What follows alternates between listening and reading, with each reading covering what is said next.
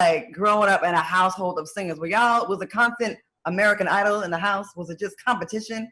Well, from what I've been told, I've worked on my sister's nerves because, you know, I used to sing all day long, and I used to use the nail polish, everything, the deodorant, everything would be on everything that was on the counter. I would bring them together as a choir, and I'm directing all notes, honey, and it was singing all in my ear. And yeah, people might have thought I was special, but I was doing it, singing all day. Was there never a question that this was what you were gonna do, to sing, or what? Did you ever have like well, if I don't make it as a singer, I'll be this, or was it always singing? No, it was never an option for me. You know, I thought that I'd be Mariah Carey by the time I was 18 because I wanted to be on Star Search when I was about 6, 7 years old. And yeah, it was never a question for me, ever. So there was no plan B. You were like, that's it. It's happening. No, I didn't even know that Toni wanted to be a singer before. Yeah, I had no idea. Like, that's always been something that I've always wanted to do. We are almost 11 years apart. And so, like, when I'm 6 years old, was she 16? Like, she wasn't out there singing by herself then. Like, I've always wanted to be a singer. Does she have a different plan first? First when? For me? Before the singing, did she, because you said you didn't know she wanted to be. Oh, yeah, you know, Toni wanted to be a school teacher. Really? Ain't that funny? Yeah. Come on, Miss Braxton, teach math. So I'm assuming there was a friendly competition, because I'm getting from the little bit I've been around, there's a little bit, you're competitive. Is that fair? No, I'm not. I wish I was. Are you not competitive? Not one in my body. Really? It's not fair. I really would like to.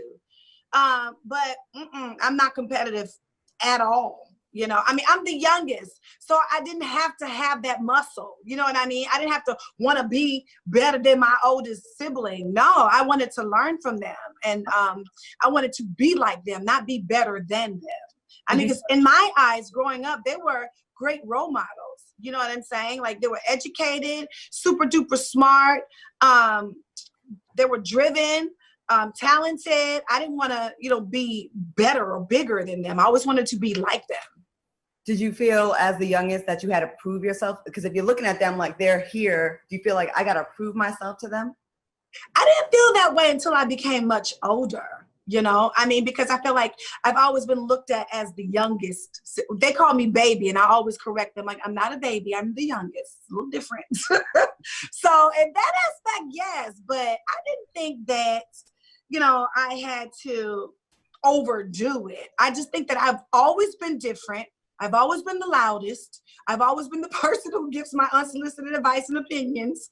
And I believe that, you know, that's something at some point they accepted about me. Mm-hmm. Not so much no more, because it can be a lot. And I get that too as an adult. Do you think you're misunderstood because you just admitted you're the loudest, you're very opinionated? Do you think you're misunderstood? And what do you think is the biggest misconception about you? I think the biggest misconception is that I'm always like that. You know, I'm like that when I feel passionately about something, or when I feel like somebody's wrong about something and I'm showing you points and I feel like I'm not being heard. I don't feel like all the time am I like, no, only when it causes for that. But these days I've retired that, you know. I just feel like if you don't want to listen, if you don't want to listen, if you don't hear me, okay, good night, praise God, I'm going to go eat. So do you feel like are you calmer and more like you can have that now? Is that how you are now? Would you say you're more like that? Oh, absolutely. Yeah. Absolutely. And that's a choice. You know, I feel like if you want a different result, you have to change your approach, you know, and I was basically tired of the results that I was hearing and getting. Like, oh, she's difficult, she can't get along, and she's loud, and everybody always thought that I was dramatic and drama. And I'm the total opposite. Total opposite. Were you unhappy back then when you had that? When that was I don't know if I can attribute that to being unhappy. There was definitely things going on in my life that I didn't speak about publicly. But I think that I didn't have anybody at the time to bring it to my attention. and hold me accountable for it. Because are you speaking about Vince? I call things like I said. I call things like no. I in general with life, because like I don't think you should just get all your happiness from life. It could be career, it could be your friends in your life. You know what I'm saying? Like I had great friends, so I thought for a short period of time, and you know, in my relationship, I felt like I was frustrated, but I was happy.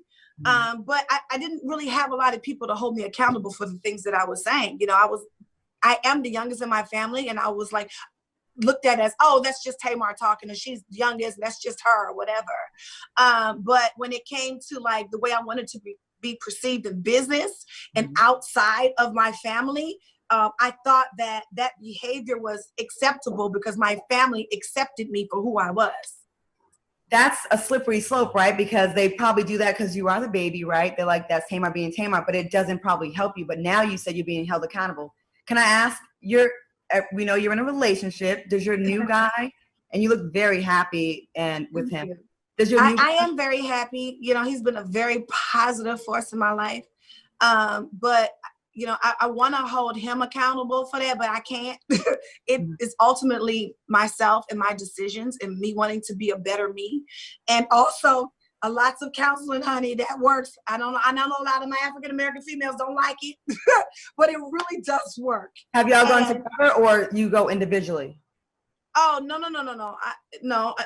I, you know, definitely wanted to go to counseling by myself, for myself, because I didn't want to go to counseling to be somebody else's wife. I wanted to go to counseling to be, you know, the best woman that I could be, and somebody that I could be proud of, and somebody who keeps elevating because I have the tools to keep doing that for me. I think that's powerful. I think when people go to counseling for someone, you're not really fixing the problem, because a lot of times you're the problem. It's not always them, right? Period.